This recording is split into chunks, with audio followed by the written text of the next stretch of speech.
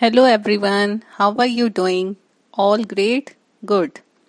In the today's class, I'm dealing some question of CSIR NET December 2017 Part B. Firstly, I will clear some doubt regarding the CSIR NET. CSIR means Council of Scientific and Industrial and how it's different from the UGC NET. UGC NET exam is conducted for almost all subjects of every stream, while CSIR NET exam is organized only for the science stream subjects. This is the major difference between both of these exams. CSIR NET exam has only one paper of 3 hours, while UGC NET has two papers with the time duration of 3 hours. Now, let's start today's preparation. Our first question, consider the metric equation 112, 12b, 132c. This is the first matrix. XYZ, this is the second matrix, is equal to 0, 0, 0. The condition for the existence of a non-trivial solution and the corresponding normalized solution up to a sign is option A is B is equal to 2C and XYZ is equal to 1 upon root 6 into 1 minus 2 and 1. Option B is C is equal to 2B and XYZ is equal to 1 upon root 6 and 1 1 minus 2. Option C is equal to B plus 1 and XYZ is equal to 1 upon root 6 into 2 minus 1 minus 1. And option D is B is equal to C plus 1 and XYZ is equal to 1 upon root 6 into 1 minus 2 and 1. इस question में हमें एक matrix given है. Matrix एक equation की form में given है. हमें इस मैट्रिक इक्वेशन का हमें नॉन ट्राइवल सॉल्यूशन को फाइंड आउट करना है. नॉन ट्राइवल सॉल्यूशंस कैसे हम फाइंड आउट करते हैं? अगर हमें जो मैट्रिक्स गिवन है उसको हम कंपेयर कर ले AX इज इक्वल टू 0, तो यहाँ पे जो A वाली मैट्रिक्स है उसका डिटर्मिनेंट हम 0 को इक्वेट करवाएंगे. 0 को इक्वेट करवाने के बाद उसके कॉरेस्पॉन्डिंग जितने फैक्टर्स एग्जिस्ट करेंगे वो हमारा आंसर होगा. अब इसे सॉल्व करने के लिए हम सबसे पहले वो लिख लेते हैं जो हमें गिवन है. गिवन के according 112B 132C into XYZ is equal to 0, 0, 0. अब यहाँ पे क्योंकि हमें नॉन ट्राइवल सॉल्यूशन को फाइंड आउट करना है, इसका मतलब जो फर्स्ट मैट्रिक्स है दैट इज 112, 12B, 132C, इसका जो डिटर्मिनेंट है वो 0 होना चाहिए. अब यहाँ पे हम डिटर्मिनेंट डायरेक्ट भी फाइंड आउट कर सकते हैं, अदरवाइज इसको हम थोड़ा और सिंपल वे में क्लियर करके उसके बाद फिर फाइंड आउट करेंगे.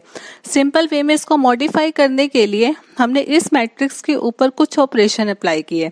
लाइक हमने C2 dash is equal to C2 minus C1. Means कहने का क्या है, जो सेकंड कॉलम है उस पर हमने एक ऑपरेटर अप्लाई किया C2 माइनस C1. ऐसे ही C3 डैश दैट इज जो थर्ड आपके पास कॉलम है उसके ऊपर भी हमने एक ऑपरेटर अप्लाई किया C3 माइनस C1. ये ऑपरेटर अप्लाई करने के बाद अब आपके पास जो फाइनल मैट्रिक्स बनेगी वो बन जाएगी 112 0 1B माइनस 2 0 2 2C माइनस 2.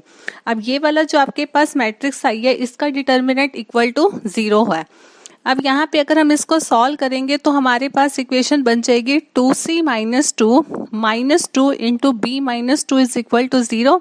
और इससे थोड़ा और सॉल्व करने के बाद B is equal to C plus 1. तो हमारे पास यहाँ पे कंडीशन तो आ चुकी है, नॉर्मलाइज सॉल्यूशन यहाँ पे एग्जिस्ट करेगा. देखो वैसे हम यहाँ तक सॉल्व करने के बाद भी हमारे पास आंसर आ चुका है क्योंकि B is equal to C plus 1. अगर हम यहाँ पे जो आपके पास ऑप्शन है उसमें कंपेयर करें तो B is equal to C plus 1 सिर्फ ऑप्शन डी में बन रहा है. तो यहाँ पे भी अगर हम चेक करना चाहें तो हमारे पास आंसर आ चुका है, लेकिन हम इसको और थोड़ा सॉल्व करते हैं कि इसके कॉरेस्पॉन्डिंग नॉर्मलाइज सॉल्यूशंस क्या बनेंगे. इसके लिए हमने क्या किया, जो हमें स्टार्टिंग में मैट्रिक्स इक्वेशन की फॉर्म में गिवन थी उसमें हमने फर्स्ट रो और सेकंड रो की हेल्प से दो इक्वेशंस बना रहे हैं. अगर हम यहाँ पे इक्वेशन बनाए तो आपके पास इक्वेशन फर्स्ट रो से बन जाएगी x plus y plus z is equal to 0. Second वाले रो से आपके पास इक्वेशन बनेगी x plus 2y plus 3z is equal to 0। अब यहाँ पे ये जो दो इक्वेशंस आई हैं इसको हमने इक्वेशन 1 और 2 का नाम दे दिया। अब बाय एलिमिनेशन मेथड से हम इसको सॉल्व करे हैं। यहाँ पे हमने जो अप्लाई किया हुआ है वो है इक्वेशन 2 माइनस इक्वेशन 1। ये अप्लाई करने के बाद आपके पास बन जाएगा y plus 2z is equal to 0। In other words y is equal to minus 2z। अगर हम y is equal to minus 2z इस वाले फैक्टर को इक्वेशन 1 में पुट करें तो आपके पास इक्वेशन बन जाएगा x is equal to z। इसका मतलब ये है यहाँ पर x और z कोऑर्डिनेट की वैल्यू तो सेम है, बट जो y कोऑर्डिनेट है वो आपके पास z कोऑर्डिनेट का -2 टाइम्स है। तो यहाँ पर अगर हम ध्यान से देखें तो ऑप्शन डी के अंदर ये चीज सेटिस्फाइड हो रही है कि x और z की वैल्यू सेम है और जो आपके पास y वाला कोऑर्डिनेट है उसकी वैल्यू -2 टाइम्स है x या z की वैल्यू के। So that means option D is correct for this question. Our next question is a cyclist weighing a total of 80 kilogram with the bicycle pedals at a speed of 10 metre per second. यहाँ तक के according हमें क्या given है, एक cyclist है उसका weight means mass 80 kilogram given है। उसने साइकिल को जब स्टार्ट किया तो उसकी इनिशियल जो वेलोसिटी है वो 10 मीटर पर सेकेंड है। She stops pedalling at an instant which is taken to be at t is equal to 0। Due to the velocity dependent frictional force her velocity is found to vary as. यहाँ पर हमें velocity का time के साथ एक relation given है that is vt is equal to 10/1 plus t upon 30 metre per second where t is measured in second. When the velocity dropped to 8 meter per second, she starts pedaling again to maintain a constant speed. The energy expended by her in 1 minute at this new speed is, यहाँ पे देखो क्या है, एक तो उस cyclist की initial velocity given है 10 मीटर पर सेकेंड। उसके बाद क्या हुआ, जब उसकी वेलोसिटी 8 मीटर पर सेकेंड हुई थी तो उस टाइमिंग पे उस साइकिलिस्ट ने क्या किया, अपनी स्पीड को कांस्टेंट बनाना स्टार्ट कर दिया। अब हमारा एम यहाँ पर एनर्जी को फाइंड आउट करना है। एनर्जी या work both are the same thing, क्योंकि दोनों की यूनिट जो होती है, दोनों का डायमेंशन फॉर्मूला ऑल्सो वो इक्वल होता है। तो हमारा एम यहाँ पे जो न्यू वेलोसिटी जब वो 8 मीटर पर सेकेंड हुई थी तो उस टाइमिंग पे एनर्जी क्या है उसे फाइंड आउट करना है। इसको फाइंड आउट करने के लिए आपके पास ऑप्शन में क्या है, ए की वैल्यू 4 किलो जूल है, option B 8 kilo joule, option C 16 kilo joule and option D 32 kilo joule. Let's start to solve this question. यहाँ पे हमें मास गिवन है 80 किलोग्राम, इनिशियल जो वेलोसिटी है वो 8 मीटर पर सेकेंड गिवन है and also a relation is given that is between the velocity and the time vt is equal to 10/1 plus t upon 30। अब अगर हम इस वेलोसिटी का derivative with respect to t find out करें तो आपके पास क्या बन जाएगा, dv over dt is equal to, जैसे आपके पास मैथ्स में रिलेशन होता है 1/x का डेरिवेटिव होता है -1/x स्क्वायर, और जो ये x वाला फैक्टर होता है इसका हम फिर से डेरिवेटिव फाइंड आउट करते हैं। तो आपके पास यहाँ पे dv over dt is equal to -1/3 1 plus t upon 30 whole square, ये बन जाएगा। अब यहाँ पे क्या है, जब वेलोसिटी 8 मीटर पर सेकेंड हुई है तो उस टाइमिंग पे आपको टोटल एनर्जी या टोटल वर्क को फाइंड आउट करना है। तो यहाँ पर हम क्या करें हैं, वेलोसिटी जब आप 8 पुट करेंगे, जो आपको रिलेशन ऊपर गिवन है means vt is equal to 10/1 plus t upon 30, तो आपके पास इक्वेशन क्या बन जाएगी, 8 is equal to 10/1 plus t upon 30। यहाँ पे जब आप 8/10 करेंगे तो वो 0.8 बन जाएगा। तो इसका मतलब 1/1 plus t upon 30 is equal to 0.8 बन जाएगा।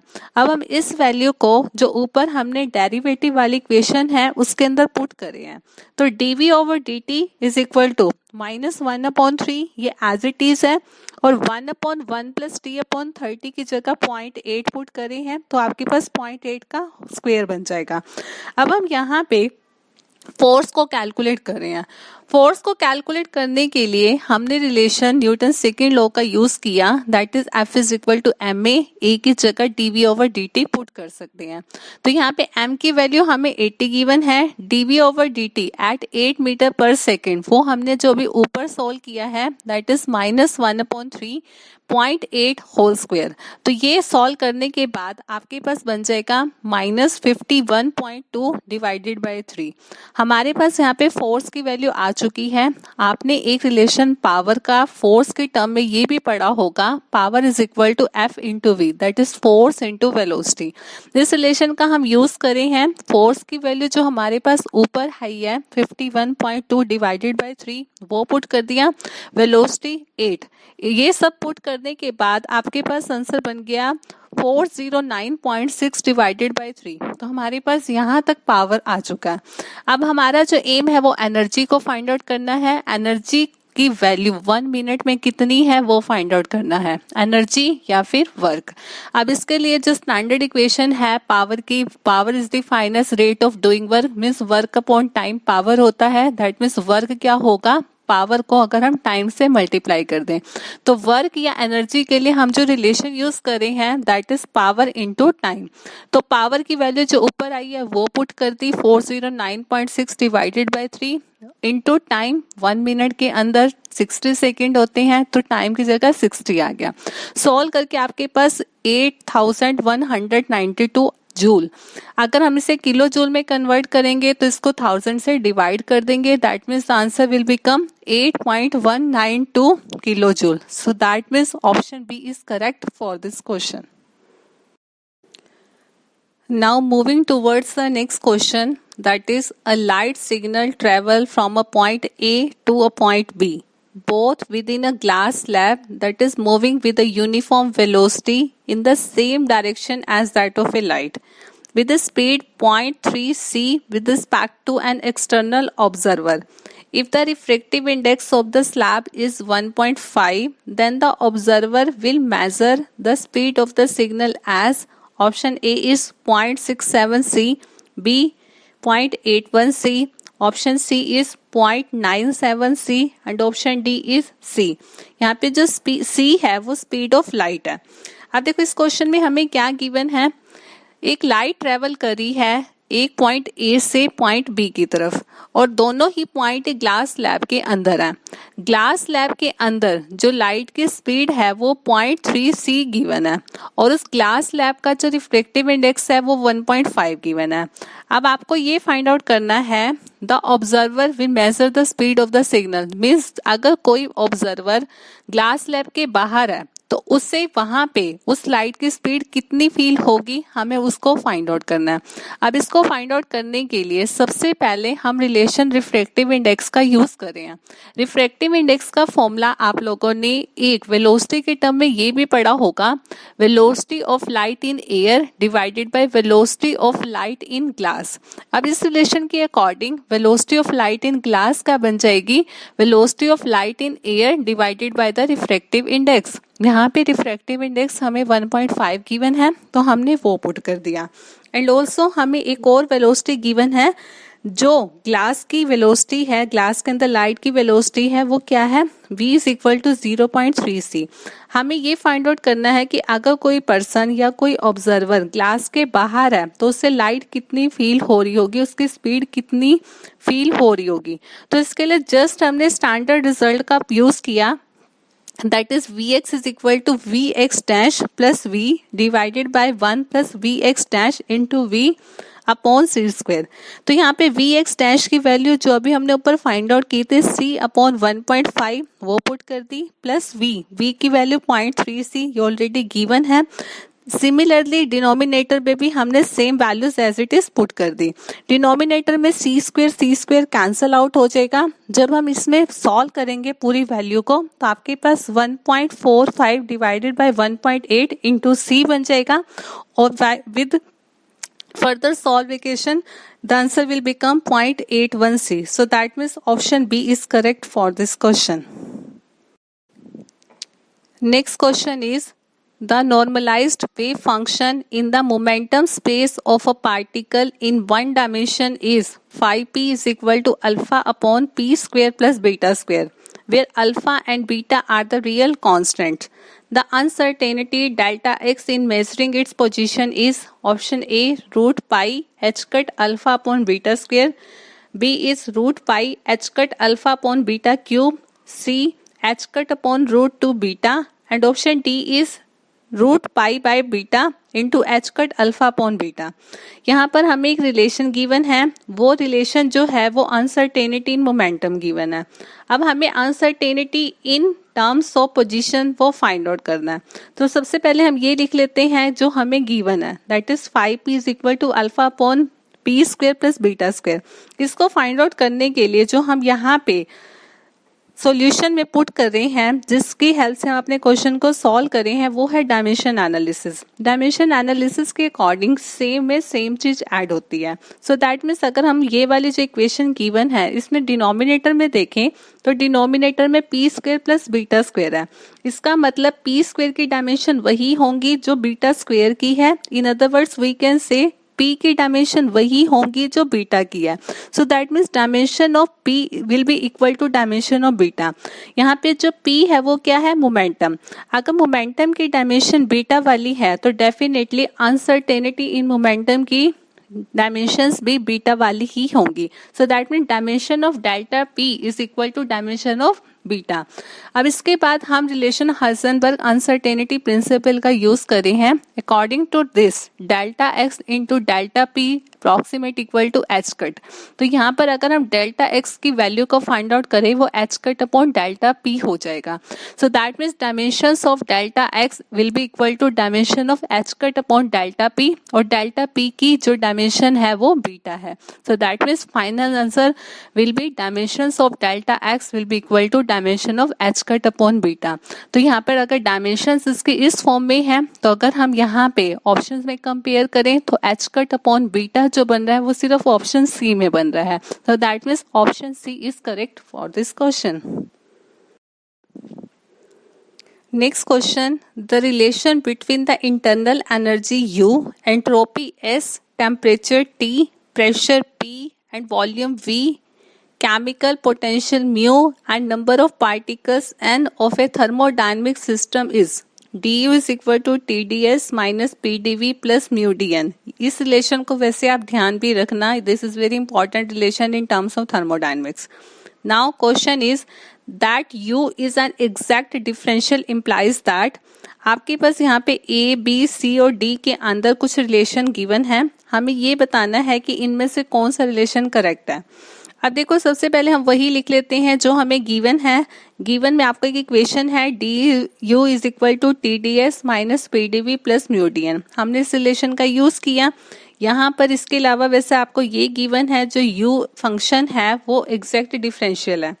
अब यहाँ पे जो इस इक्वेशन गिवन है, इस इक्वेशन में अगर हम partial derivative with respect to v ले तो इसका मतलब क्या है, वहां पर बाकी सब quantity like s and n वो कांस्टेंट की तरह एक्ट करेंगी। तो हम सबसे पहले इस रिलेशन को derivative partial derivative with respect to v calculate करें हैं। तो यहाँ पे जो फर्स्ट फैक्टर है TdS वो 0 हो जाएगा, क्योंकि पार्शियल के अंदर बाकी जितनी अदर वेरिएबल्स हैं वो कांस्टेंट की तरह एक्ट करते हैं। तो जो फर्स्ट वाला फैक्टर है वो भी 0 हो जाएगा। ऐसे म्यू dN जो लास्ट वाला है वो भी 0 हो जाएगा। तो आपके पास सिर्फ रिजल्ट जो बचेगा वो P is equal to minus curly U upon curly V बनेगा at a constant S and N। Similarly इस इक्वेशन का अगर हम derivative with respect to S ले, again this is the partial derivative, then the equation will be T is equal to curly U upon curly S। बाकी सभी factor यहाँ पे constant है, that means taking V and N are constant here. इसके अलावा अब हमें जो यहाँ पे गिवन है वो क्या है, du is an exact differential. इसका मतलब ये है कि du का डेरिवेटिव पहले विद रिस्पेक्ट टू v ले बाद में s ले, या पहले विद रिस्पेक्ट टू s ले बाद में v ले, दोनों का मीनिंग यहाँ पर सेम है।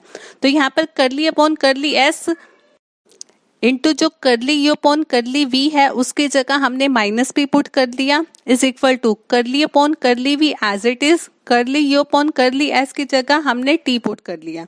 तो आपके पास जो रिलेशन बना है वो बन गया है माइनस करली p upon curly s at v and n constant is equal to curly t upon curly v at s and n are constant.